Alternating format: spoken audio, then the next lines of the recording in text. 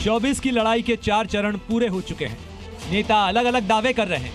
वार पलटवार भी हो रहा है। कहीं धर्म को लेकर वार हो रहा है तो कहीं जाति के आधार पर प्रहार किया जा रहा है। बीजेपी शुरू से ही 400 पार की बात करती रही है। सियासी लड़ाई पीओके तक जा पहुंची है। गृह मंत्री अमित शाह ने पीओके को लेकर साफ कर दिया है कि पीओके भारत का हिस्सा है, उस पर भारत का अधिकार है। वहीं सांसद कपिल सिब्बल ने पलटवार करते हुए कहा कि अगर 400 सीटें नहीं आएंगी तो क्या पीओके वापस नहीं लेंगे। पाक ऑक्यूपाई कश्मीर का जहां तक सवाल है, ये केवल भारतीय जनता पार्टी नहीं, देश की संसद का कमिटमेंट है कि पाक ऑक्यूपाई कश्मीर भारत का हिस्सा है और इस पर हमारा अधिकार है। अगर हमारी 400 सीटें आती हैं तो हम पीओके पे कब्जा कर लेंगे। ये भी उन्होंने कहा कि अगर 400 सीटें आई तो पीओके पे कब्जा कर लेंगे और अगर नहीं आई तो नहीं करेंगे। हम तो चाहते हैं कि करें, जरा थोड़ा लाल आंख से दिखाएं। चुनाव की घोषणा के बाद से ही पीएम मोदी रैलियों में कहते रहे हैं कि अब की बार 400 पार, लेकिन विपक्ष 400 पार के दावों को सिरे से ही खारिज कर रहा है। समाजवादी पार्टी के मुखिया अखिलेश यादव ने यहां तक कह दिया कि बीजेपी 4 चरणों में ही चारों खाने चित हो गई है। आज मैं बताकर जाता हूं, ये 380 सीट में मोदी जी 270 सीट लेकर पूर्ण बहुमत प्राप्त कर चुके हैं और आगे की लड़ाई 400 पार करने की है। भारतीय जनता पार्टी जो 400 पार का नारा दे रहे थे, अब समझ में आया है 4 चरणों के बाद,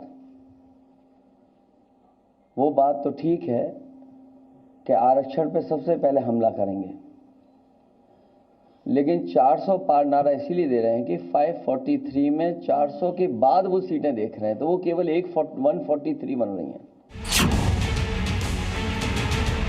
दिल्ली के सीएम अरविंद केजरीवाल तिहाड़ से बाहर आने के बाद से ही मोदी सरकार पर लगातार प्रहार करने में जुट गए हैं।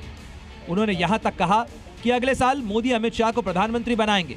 वहीं गृह मंत्री अमित शाह ने जवाब देते हुए कहा कि 2029 और उसके बाद भी पीएम मोदी की अगुवाई में ही चुनाव लड़ा जाएगा। तो अब अगले साल 17 सितंबर को प्रधानमंत्री मोदी जी 75 साल के होंगे और मोदी जी ने तय कर लिया है कि अमित शाह जी को वो अपना वारिस बनाएंगे और अमित शाह जी अगले साल 17 सितंबर को देश के प्रधानमंत्री बनाने का उन्होंने तय किया है मोदी जी ने।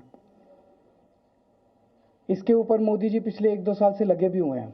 मैं कई बार स्पष्ट कर चुका हूं, फिर से स्पष्ट करना चाहता हूं, 29 तक मोदी जी ही रहेंगे और केजरीवाल आपके लिए कोई अच्छा समाचार नहीं है।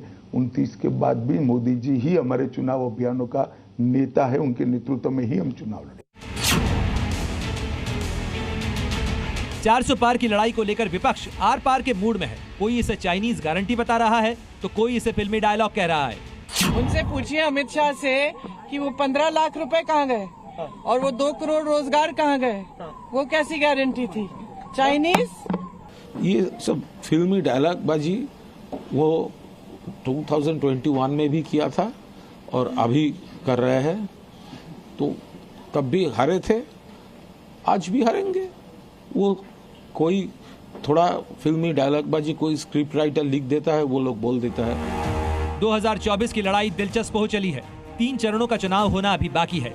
जुबानी जंग तेज होती जा रही है। जाहिर है किसके दावों में कितना दम है, ये तो 4 जून को आने वाले नतीजों से ही पता चल सकेगा।